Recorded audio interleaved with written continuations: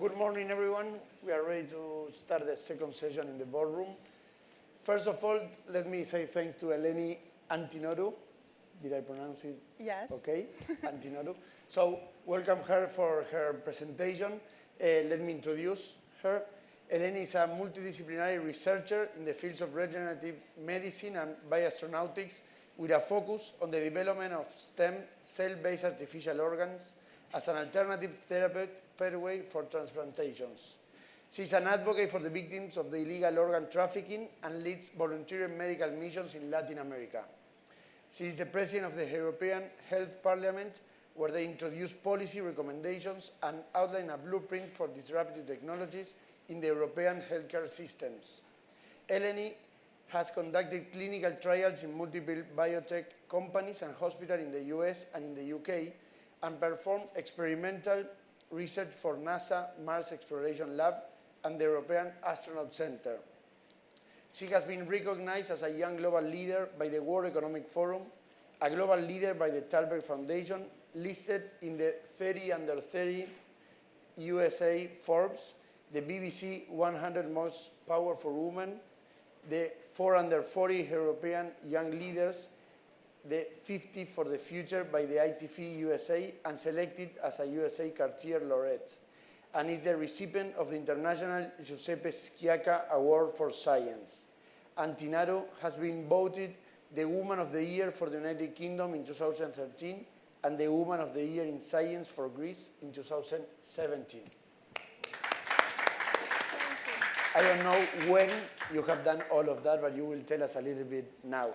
I'm here to open the session that it's, I have to say, I was approached yesterday by someone walking around the hotel, like, who creates this, or who found these amazing titles for the sessions? Who is so creative?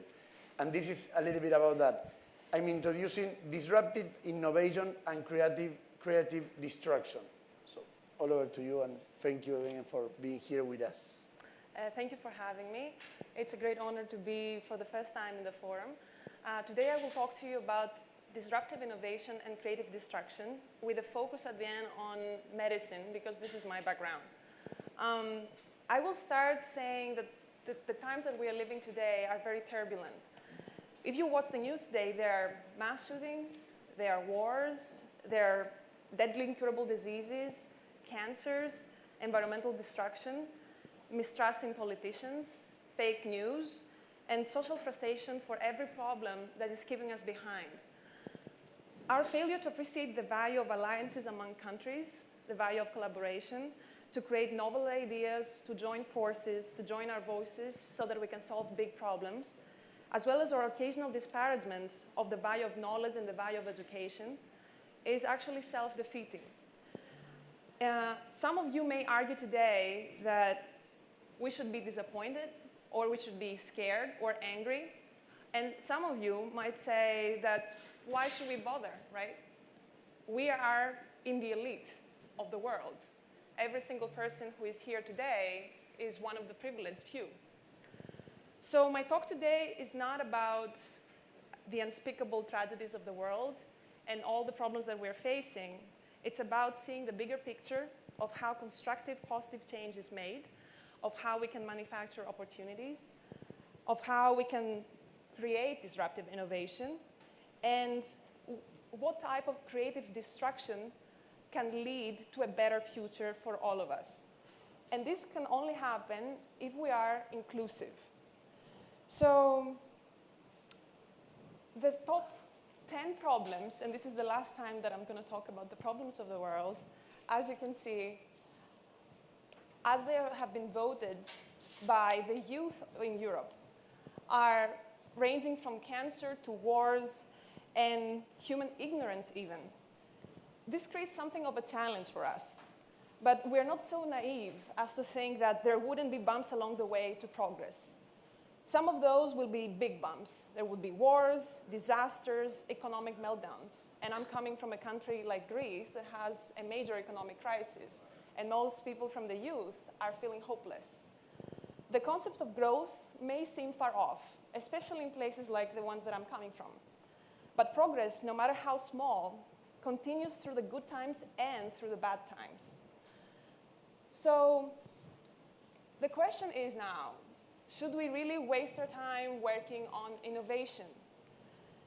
These challenges are really big for most of the small countries that we're coming from. And why shouldn't we just focus on philanthropy? Why shouldn't we change our priorities? Why should we invest in science like regenerative medicine, creating artificial organs, or space exploration when people are dying and there is, immense poverty in the world? So does it make sense to invest these billions? And I would say that the short answer is yes, it makes sense. The very long days of isolation are behind us. Pandemics do not respect borders. Terrorists operate in a global scale, and overpopulation is everybody's problem. So, disruptive innovation. This is the main focus of my talk, and I would say that it creates a new reality. It's a reality that no country, no matter how rich or poor, can escape. So, we are at the very early stages of tremendous exponential technological progress, which is realized at a fast pace. And this seemed inconceivable just a few decades ago. And I don't know if you can see, but in the lines, the colored lines, they're the names of some fields that perhaps some of you have heard. It's 3D printing, it's nanotechnology, it's artificial intelligence, it is regenerative medicine, it is renewable energy. And all these fields, they haven't been around, and their applications haven't been around for too long. The merger of these fields set off a cascade of innovations, producing not only new products, but also new management styles and a new reality. How we manufacture, how we control our environment, and how we distribute, we use, and how we recycle our materials is critical. When the world around us becomes plugged into the internet and the World Wide Web, and effectively becomes self-aware, then it will drive inefficiencies like never before. And in this sense, we believe that in a hyperlink world where everybody is connected and everybody can share his voice and his opinion and his new novel ideas, solving problems anywhere means that we can solve problems everywhere. Now, it might seem like a very optimistic approach, but let's see why we say that. How can we innovate? How can this happen? Well, the main tool, the greatest tool, is the human brain. You would think that is very simplistic to think about it. But the way that innovation started was just by using individuals' power, the brain power of an individual. The years went by, and we have collaborative brain power. People started living together in communities and cities. The internet became a reality. So suddenly we have artificial intelligence, and we can implement and exploit the humanity's great power. The future might hold that we can couple artificial intelligence and the humanity's great power as a whole. Can you imagine of having 7.6 billion online debating, sharing, and creating new developments, novel Facebooks, like a novel Google or novel Apple products? This will change completely the reality that we have as it is today. So, what is disruptive innovation? Innovation, I would say, it's not just an invention or an algorithm, or it's not just a scientific laboratorial experiment. It is the way that we are changing the world. So, can you imagine using a single sample of stem cells, like the cryoval that you see on the left corner of this page, and being able to tissue engineer to create 20,000 tons of meat? Well, this can happen today. It is not a sci-fi experiment. We can do this today in the lab. And on the left corner, you can see something that some of you might recognize. And this is a bug, basically, that we can re-engineer in the lab, and it can be used in extreme environments And even we can send a small vial of this to Mars and create a new space colony. What happens with them is that they are sensing the environmental cues and they're producing cement, the bugs. So the more we culture them, the more plastic we can create, the more cement we can create, and we can create whole building blocks from it. So the day after tomorrow, what happens after the big exponential technologies come to life and come to practice where they are approachable to everyone? Well, a very good example is the information technology, because everybody's using it today. It started with the old web, where we began with just simple search engines and e-commerce and social networks like messengers.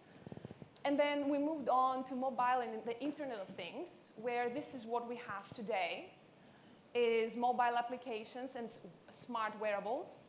And we're thinking of what is coming next into our future.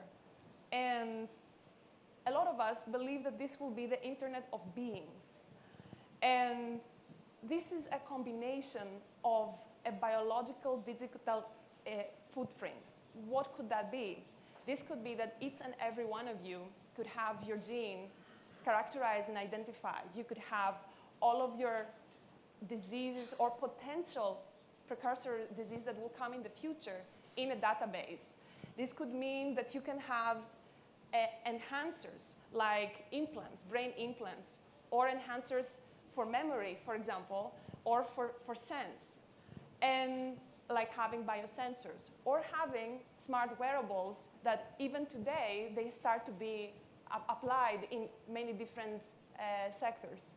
So in this digital innovation world, is this under threat though today?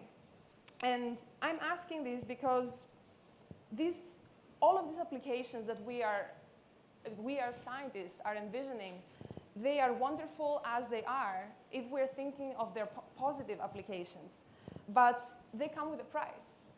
And the era of the open web and its open source cultures are under a question, also by the scientific community. Discussing this digital innovation doesn't completely make sense. And I'm sure many of you are concerned about our privacy, for example. So we will discuss a little bit about these concepts in the following sessions.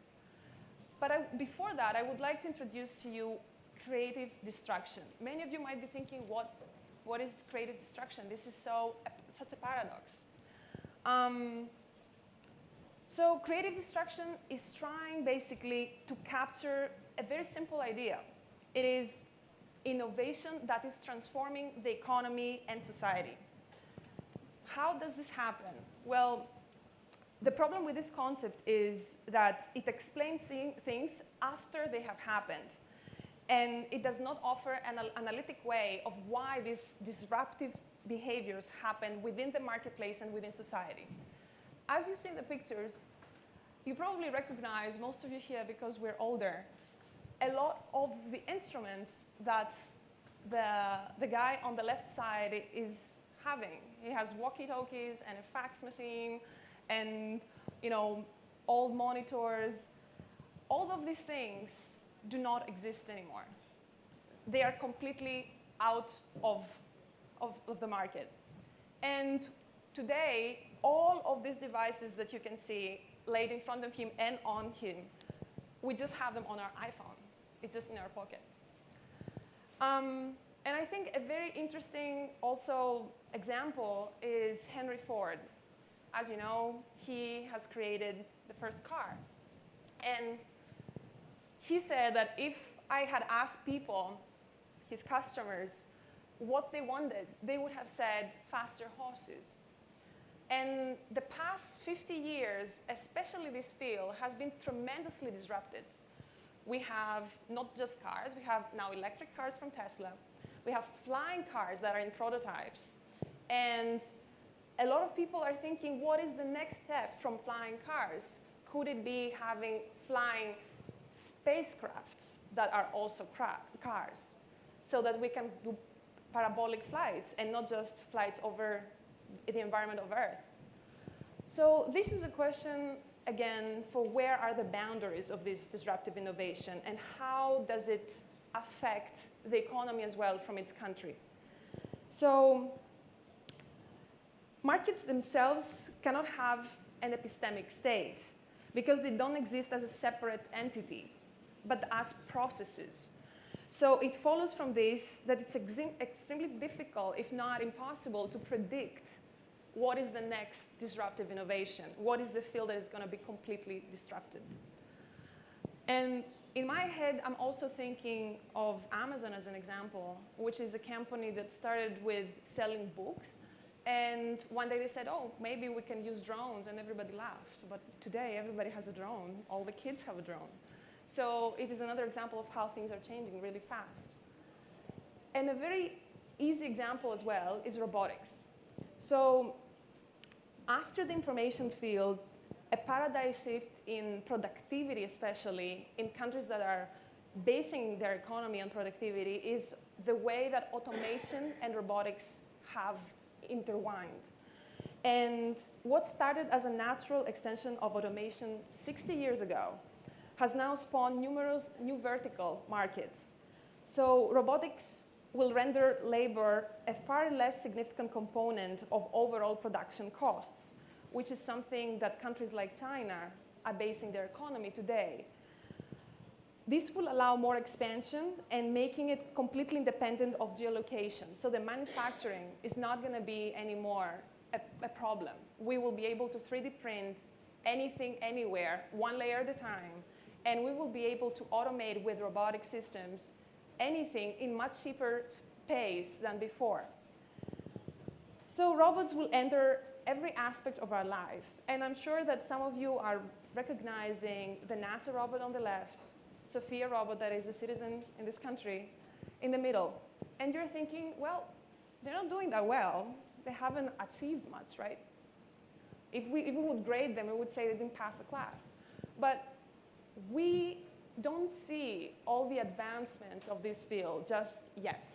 I'm working in the bioengineering field, which means can we merge what we know from robotics and the mechanical engineering and also what we know from bioengineering, from stem cell research, and see if these two, when they fuse, if they come closer to a humanity.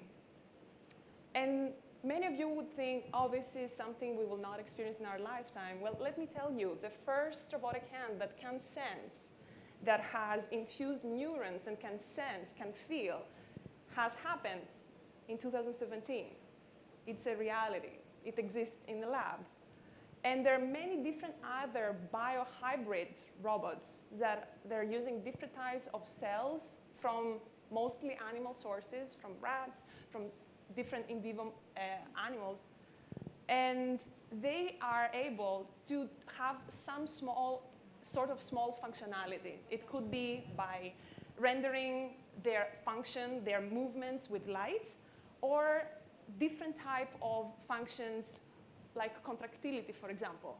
But this small progress is indicative for where we can go in the very near future. And also have in your mind that these are exponential technologies. So we may think that 10 years is a short time, but for technology like this, it's really long. So I will focus now on medicine. And it is a field that most people understand the most because at some point in your life, you must have faced some sort of, or your family members must have faced some sort of problems. And I think that I will divide my talk in 4 pillars for medicine. The first one is preventive medicine. Very few people talk about it. Very few people, especially in policy, I don't know if we have any politicians here today, very few people in policy talk about it. Because preventive medicine is about creating lifestyle choices and creating laws and regulations that are keeping everybody healthy prior to becoming sick. And this is something that doesn't actually have a a fast impact when you're regulating something like that to the audience. They don't see a change. The health population stays healthy. It's not that you're curing anyone. So what type of changes will we see on this field? Till today, the only regulations that we have is healthy eating in preventive medicine, exercise, and healthy habits even in co-working environments. But the basis of this healthcare model, this pyramid as we call it, will completely change. As you see, I have put wearable monitoring, wearables, connected devices, and also quantified self-apps we already have them, the smart Fitbits, for example. They will allow enormous collection of data, which will contradict with the regulatory state of affairs both in Europe and worldwide about how can we protect the population from the use of this data? How can this data not be breached or used in an exploitative manner by other sources? So we also have, apart from vital signs, the stress levels and the blood chemistries that could happen at home. Another reality is also the lab on a chip, which is something that will also disrupt the way that we are helping the populations in third world countries. How fast can we diagnose epidemics that are coming from third world countries and they're spreading in the world? So bear in mind that after only 1 year of having training in artificial intelligence systems, like the IBM Watson, for example, system, it was successful in achieving a diagnosing rate of different type of, for example, MRI examinations, more than 90%. It meant that having an AI robotic system in the hospital, it could diagnose 90% better than any human the conditions of the patients. That is itself, it's transforming completely the field and saving enormous costs in hospital settings. So rather than on relying, you will see I'm having one sketch which says artificial food. And I'm sure most of you are thinking, why would we say something so sci-fi? Well, artificial food is already in place in many different laboratories. It has not been approved for generic use. I have tried, I'm fine, as you see, I think. So what happens is, this is a combination with another notion. At this moment, the preventive medicine regulations are discussing what is the healthy food pyramid, which is even something that most scientists are not agreeing, even just the basic intakes of the food pyramid. And what we're seeing that was going to happen in this decade, it's not going to happen in 50 years. Within this decade, we believe that we will have this thing that is called a nutrition monitor. So it will be consisting of a scanning wand and a swallowable sensor. So it's like a small pill that you can take in the morning, and it will determine exactly how much you will need to eat, of what different ingredients you're missing, what different vitamins you need to take. And we also have 3D printers that are 3D printing different types of food, not only meat, but also vegetables and other type of the food sources. You would think, why would we need that on Earth? We can plant things. Well, not everywhere, right? Not everywhere. And also, you would think that food is available in most places, which is not true. Although we do have abundance of different type of species and animals, the food is not redistributed in the correct way. So there is a big scarcity in many regions in the world. And also, there is scarcity in places like other planets. So people like me that are in space exploration, having the capability to say that we don't need to find a way to create a cargo so that we can protect food and send it from Earth to Mars, but instead we can send a small vial of stem cells and they can produce tons of meat there. this is a completely paradigm shift in the way that we were thinking the past 100 years. So the last one is circadian rhythm. Many of you might not have heard of what that is. So it is our physical activity, but also our mental condition, and it is the way that the sleeping patterns are regulating our physiopathology. And this is something that we believe should be at the core of the preventive medicine regime in the next 10 years, because it will help all the population become healthier. It will also help women become more fertile, which is a very significant factor we're facing the past 10 years, with women becoming less infertile because of stresses. And this chronodisruption impacts the etiology of many different types of cardiac, for example, also diseases. So another pillar is the one that I'm mostly working on.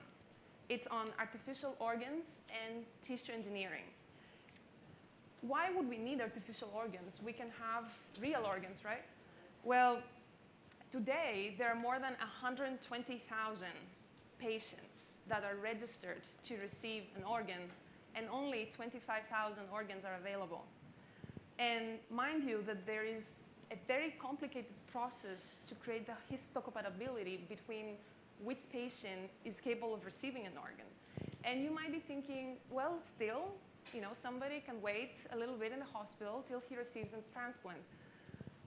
Does anyone know how many years someone needs to wait to receive a kidney, for example, in Europe and in the United States? 2 years? It's 3.5 years, the mean time. The mean time. Why? Which could be 5 years, right? So it is a problem. But also, there's another very critical issue that it's very close to my heart. And that is the illegal organ trafficking. And many people think that this happens somewhere far away in third world countries, and it never affects us.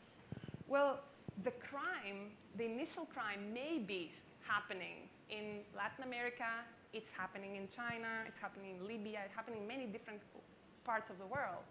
However, I'm sure all of you or you're friends with, or you have an extended family member that has used illegal sources to get an organ. And as a matter of fact, we had a survey in all the surgeon and transplant clinics in the United States, and we asked the doctors, how many of you do you think have you completed a surgery without knowing the source of the organ, whether it was legally donated or not? How much do you think said, we don't know, it's probably we got illegal organs for sure? How much do you think the percentage is? 10%, 20%? It's 50%. 1 out of 2. It's 50%, yeah. So the artificial organ bioengineering field, yes, it is a very complicated field that has more disappointments than successes. And there are many, many years that it was built, because it's a multidisciplinary field. It was a field that you need to know material science, regenerative medicine, biology, surgical sciences as well. And it is extremely complicated to take a few stem cells from a patient and find a way to recreate a whole organ. And there are 3 different routes to do that today. One is by 3D printing, creating a bioink from both biomaterials and also stem cells, and trying to build layer by layer some parts of the organ, and then trying to rebuild, with angiogenesis, different parts, and hoping that it will have some functionality at the end. The second one is taking scaffolds, as we call them, so taking organs from animals that have very close pathophysiology and anatomy to some of the organs that humans have, and then completely take off all the biological materials, the nuclear components, and try to infuse human stem cells on the basis of this organ and see if it revives. And of course, there are many different methods by building in the lab hybrid biomaterials and nanocomposite biomaterials. So taking nanoparticles, for example, taking particles that are conductive and putting them in polyurethanes, in types of plastics, in order to create nerves, because they need conductivity. Then taking neurons, taking different types of stem cells and trying to see if we add a different type of cocktail of different serums and different mixes of oxygen and nitrogen, different types of conditions, and try to mimic as much as possible the natural environment of this very primitive form of organs. Will they mature? Will they grow? So this is the basis of this field. And as you see, I have put the different techniques in between. And I say that we can use them as transplants, which would be the ideal. It would be a wonder for everyone that is working on this field. But also, we can use the smaller blocks that we do know that they approximate, like the smaller pieces of tissue that we know that we're really close in approximating their functionality, and they're really, really close to how the human tissue is, and use these smaller bits to test drugs. Would you think that is important? Many people say, why is that so critical? Well, it is. First of all, because we are using animals to do that. And no scientist that I know of is happy doing in vivo animal research. It's very heartbreaking.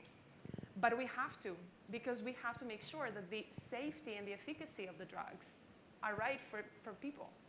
And this will completely disrupt the way that pharmaceuticals are working as well, the way that universities are working. Science will become cheaper. So the next field is precision medicine and nanobiotechnology, which is also what I've studied. So the goal of these two fields is to create a transformational leap and to enable more accurate diagnosis.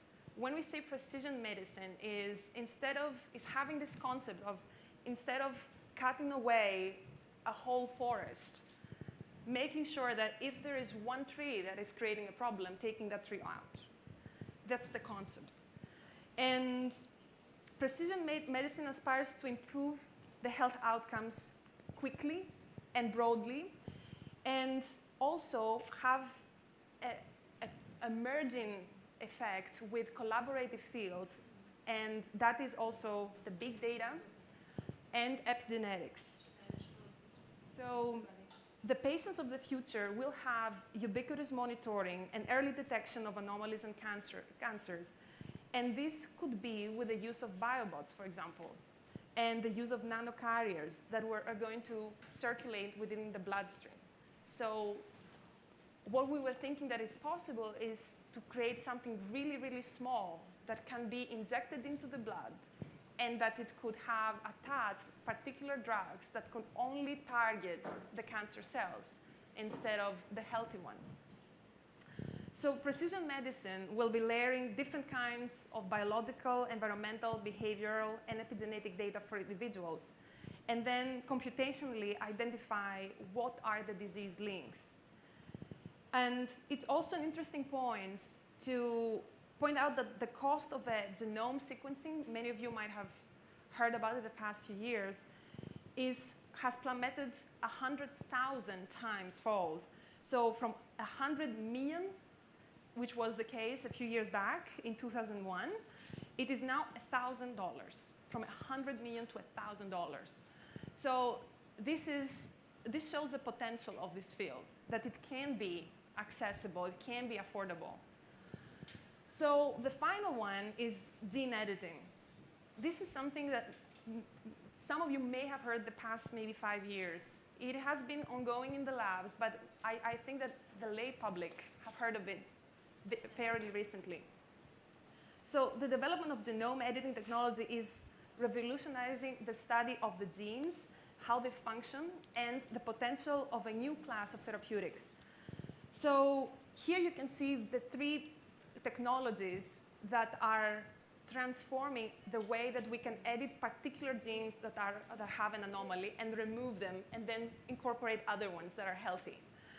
So this has not been possible 5 years ago. And right now, there are clinical trials even in embryos in order to be able to remove genes that have some sort of anomalies.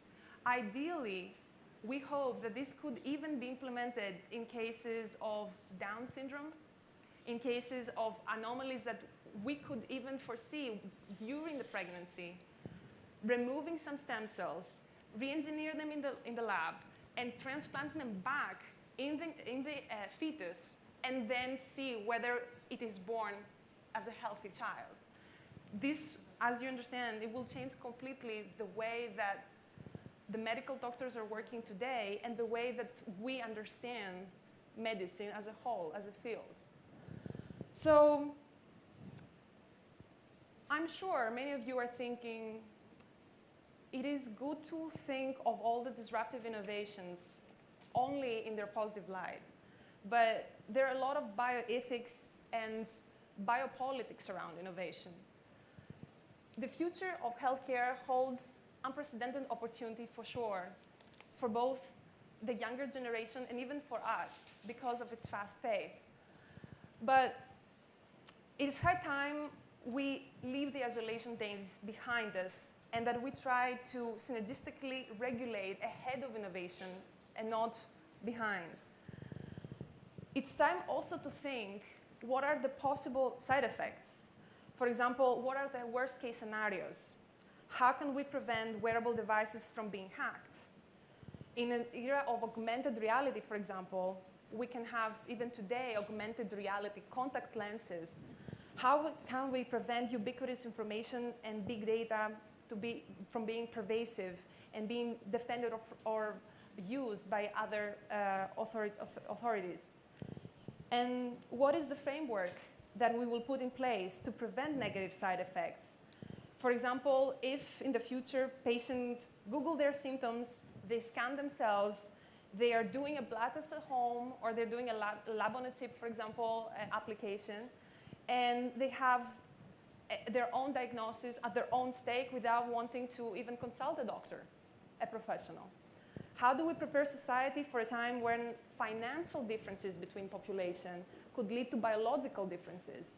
When the elitistic minority can augment, for example, their human capabilities, they can edit their genes, they can cure their kids, but then the poor people cannot.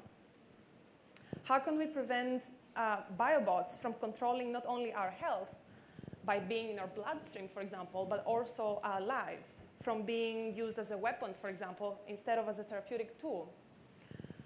And will this cascade of innovations create a paradigm shift in our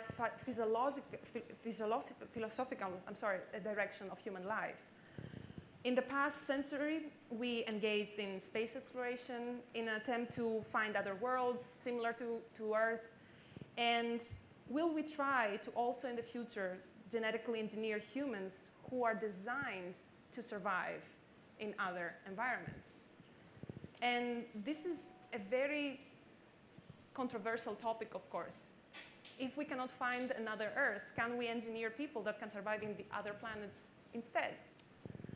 Well, this is why my ending phrase is, are we brave enough for the future we think we want? Can we handle the future we aspire?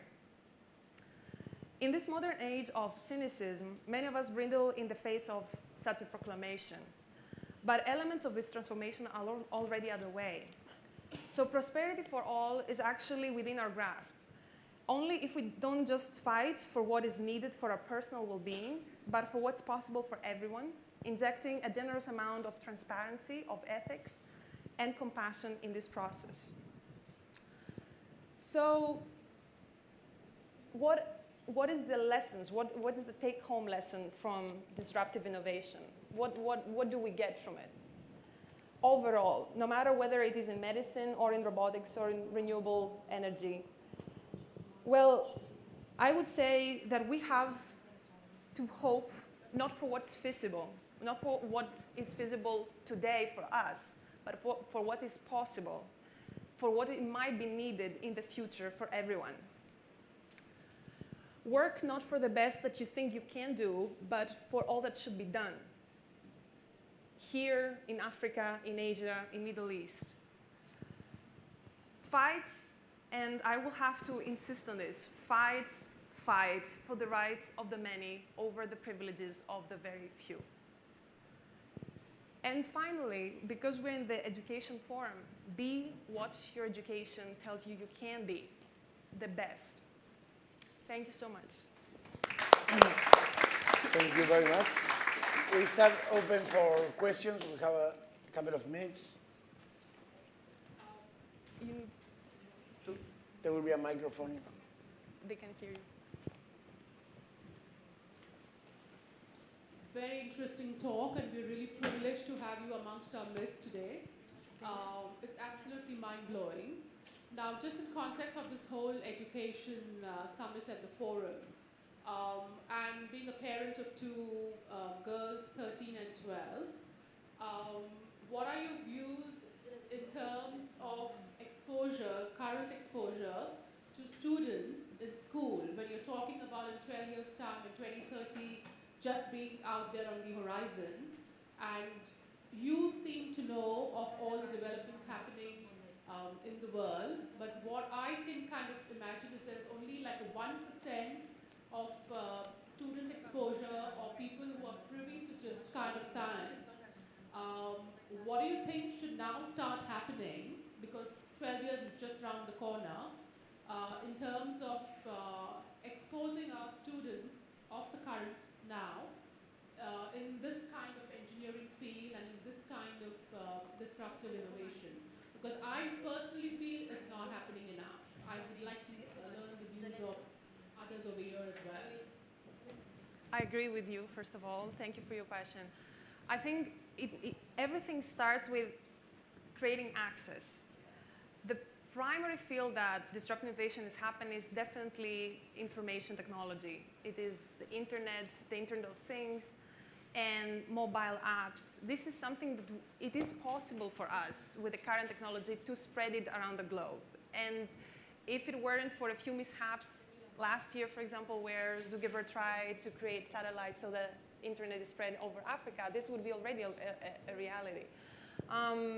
Absolutely, the most key message for students today is that no matter what type of innovations will happen, because this will also change in 10 years' time. There will be new fields, even more multidisciplinary. So multidisciplinarity is a very key element for how students are perceiving their educational path. And me, myself, I'm the most multidisciplinary person you can imagine. I started with computer science, studied nanotechnology, regenerative medicine, bioengineering, so many different space medicine, so many different fields. And then the second one is critical thinking. How can we help somebody understand how to think laterally, outside of the box? And it is something that it's easier said than done. I think there are a few ways to create curiosity and create elements where the imagination is used. And other than that, I think it's important to encourage kids to become adaptable. Even if they're coming from humble environments, or if they're coming from a very wealthy area with everything in their schools, I think they need to acknowledge what happens in the different side of the world. And personally, for me, that has changed me a lot. The fact that I was studying tissue engineering, I was understanding the idea and why it's necessary to create artificial organs, but then going to Latin America and seeing victims of the illegal organ trade, seeing why this is urgent. There's a sense of intense urgency of why we need to solve it. This completely changed me as well. So it's both worlds, both inspiring them, making them curious, pushing them to imagine imagineering things, both imagining and engineering, and also making them think inclusively. Yeah. More questions? Or comments, or? Or comments. Can I make mine? Yes, yes. Here. You have been all over the world with this now and before. What are, you at the beginning mentioned some problems or challenges. How do you see the difference between the different continents or the different regions of the world or on this matter? Like you see? Well, I'm not going to comment on the economical facet. I will say this. So, as you know, one of the disruptive innovation is transportation with airplanes. And the Wright brothers in 1924, they were the first that they succeeded in flying around the globe. Till then, everybody thought they're crazy. It's impossible. We cannot fly around the globe. It is such a big feat. We can't do it. But can you imagine if they were not men and they were women? And they were like, oh, you cannot work. You cannot pilot, definitely. So this may not have happened. And today, many of us might be thinking that it would be amazing, it would be a wonder if we could cross-navigate around the galaxy. And everybody thinks now, we can't do that, it's impossible. We don't have a spacecraft for that. But maybe we're close. It's just an exponential step away. So I would say the differences between the places that you asked me is, are we inviting everyone, both men and women, in the conversation? Are we inclusive enough? That's my message. Okay. And one, yes, please. I want to ask about the ethics. What is ethical for you might not be ethical for me, different in cultures, but also now there are no barriers, so no borders. So whatever you're, let's say, building in the US might not fit the culture here, but then you transport everything around. How could we look at the global ethics in innovations? Well, the scientific community is trying to create, and has succeeded till this point, at least the scientific community, to have an international ethical regulatory body. So most of the artificial organ, for example, experiments are equally hard to be approved, to be done, both in almost every part of the world. Definitely it's a major issue, you're very right about that. Mostly, not because we have the moral values that everybody has a different compass, moral compass. It is exactly as you said, it's difficult to interpret what it means. So we have to create regulations for it, regulations for ethics. However, I would say that protecting the boundaries of science so that progress can be done, and also making sure that we are absolutely protecting the ethical component and the humane component of the work is equally important. So it's a very hard topic to deal, for sure. You're right. Hi, thank you so much for the talk. It's great. What I wanted to ask about is safety, because with all these disruptive innovations, they're so fast that we sometimes forget to test and make sure that it's safety long term. So not just for next 5 years, but over hundreds of years. So what do you think about that? This is the hardest topic in at least medical innovation. In other types of innovation, it is, I think, a more protected environment. But this is the reason why, at least in medical science, we have one step of defense. We have the cases where it is for example, there are cases where cancer patients, we know that they have a very limited lifespan, and it's a one-off experimental case. This is extremely hard to gain an ethical approval, and rightfully so. It is extremely difficult to create a pathway and a timeline so that we have checked every possible side effect, and that is because we can't imagine them. We don't know what they are. If we knew, like, everybody would have a plan, but you are going to get something that you don't know. So it is it's very difficult. Hello. Thank you again for your talk, most interesting. My question also is really in terms of ethics, I think. Like you, I can envisage space travel, space colonization happening very soon, if not in my lifetime, perhaps in my child's lifetime. Don't you think that if we don't, at the same time as we develop technology, we don't develop a shared sense of what it means to be in this world, we run the risk of spoiling completely this one and then moving on to spoil others? You have the best final line, I think, for my talk. Absolutely, yes. We cannot invest billions on trying to fix problems here, and the only way out is colonizing Mars or creating, a moon village, for example, which is another project that may happen in the next 10 years. But the problem is more humanitarian, more philosophical. Like, can we coexist? Has our history taught us any lessons, or are we striving, understanding them? I don't think that science and technology should be blamed for that. Everything has two sides. It is a very common thing to say that you can take, a knife and you can cut bread, or you can kill someone. It's up to you, And this is the most important thing. How do we preserve our humanity at the end so that the children have a moral compass, instead of thinking that everything is superficial and they can just have a quick fix with science and technology for everything?